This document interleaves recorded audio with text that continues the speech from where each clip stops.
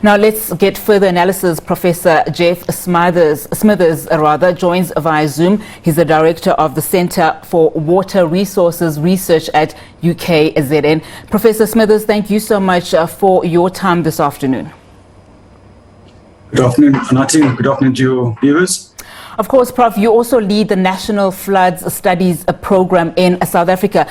You know, it is evident, given recent weather patterns in this country, it's safe to assume we are likely to see such adverse weather conditions continuing in KZN in the future, especially when we start talking tropical cyclones and associated disasters. When you look at the latest, what's your immediate assessment, Prof? Well, I think we do live in a very, very varied climate, and I think we need to adapt. And at the same time, we are experiencing some evidence of climate change.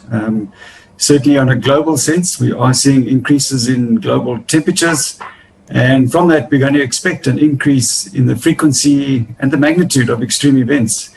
Certainly, I think, as public, we seem to be experiencing this. These kind of events happening in KwaZulu-Natal in this time of the year was also not unheard of. We've had big floods in September 1987, for example. We've had floods that have been reported in the media in May and October 2017, in April and November 2019, in November 2020, as well as April 2022, the floods we're talking about now. So I think the currents of these floods are here, and we need to think about how we adapt and how we try and mitigate and prepare ourselves for this kind of flooding or these kind of extreme events going into the future. Talking about preparation, you know, I was talking to our weather expert not too long ago, and he was just obviously talking to us about just the extent of the flooding that we've seen in KZN, worth 5 months in just one day. Each and every province, as we know, is equipped with disaster management units which fall under the provincial COGTA. You know, are our disaster management units across the board well-resourced, well-equipped, well prepared and coordinated to deal with such flooding, especially if we are going to be talking about climate change and the fact that this is probably not going to be the last time?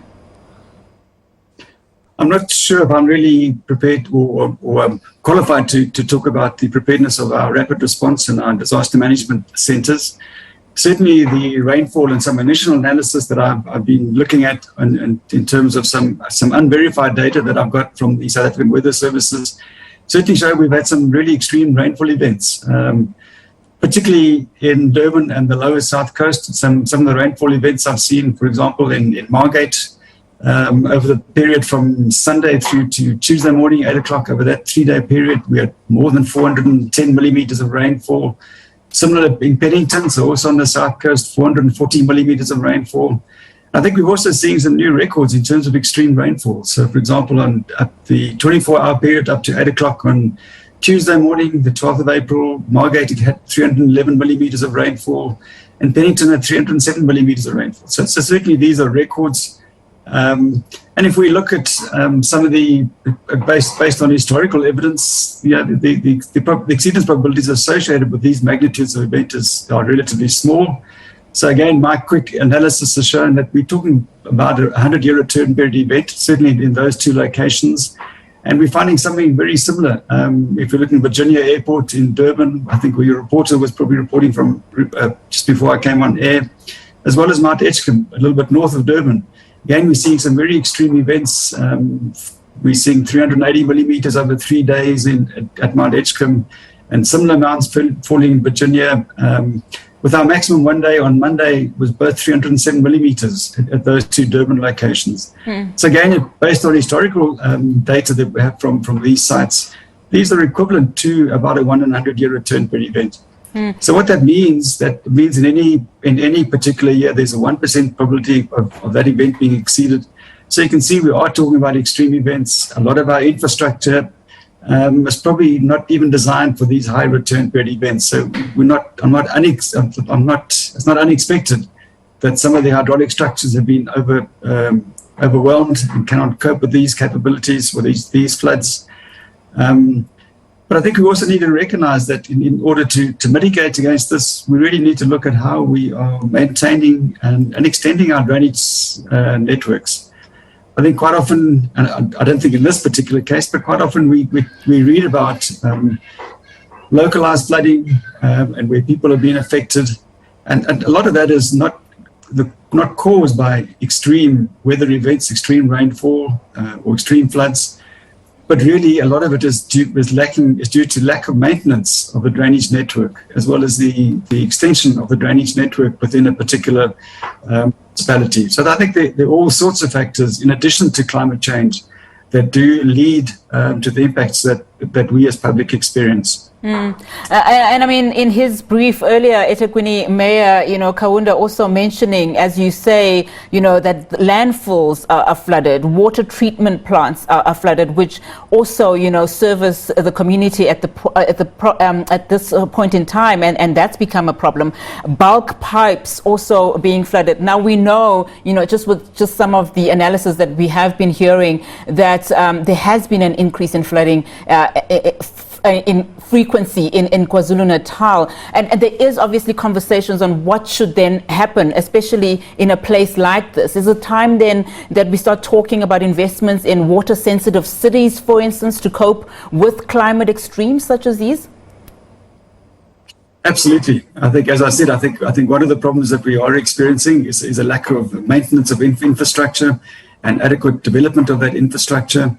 I think we need to improve our science to understand how the increased moisture holding capacity of the atmosphere as a consequence of climate change and increased temperatures, how that's going to impact in terms of rainfall and floods. And I said, as we perceive as public that these are increasing, the frequencies increasing, and the magnitudes are increasing. So we certainly got to look at ways at mitigating and managing these extreme events.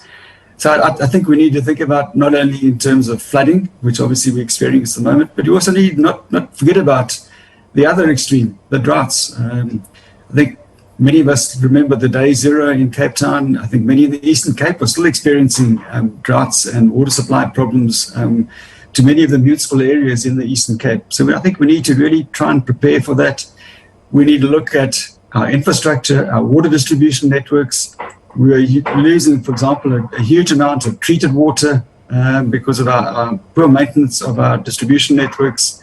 We need to look at how we manage the demand for water. We need to look at how we efficiently are using the water and how we're allocating the water. Are we doing that in an equitable and manner? So I think those are all factors that we need to look at in terms of trying to manage these extremes, which seem like they are going to be increasing going into the future.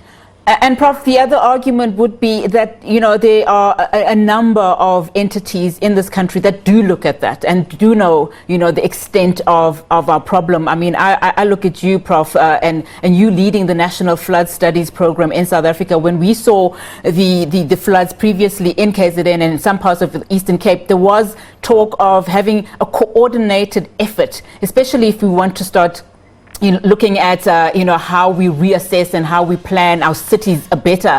What are some of the research that you have been doing has gone a long way in somehow helping how we see a new future and how we deal with these disasters in this country? Well, I don't think we have the answers. I think certainly from a research community, I think there are many unanswered questions that we're still looking at, as I've alluded to, how the frequency and the magnitude of these events are changing, and is it just a temporary change, or is this something that we need to plan for in the future? I think it's obviously the latter, but I think there isn't consensus in the scientific community in terms of how they're going to translate into increased floods or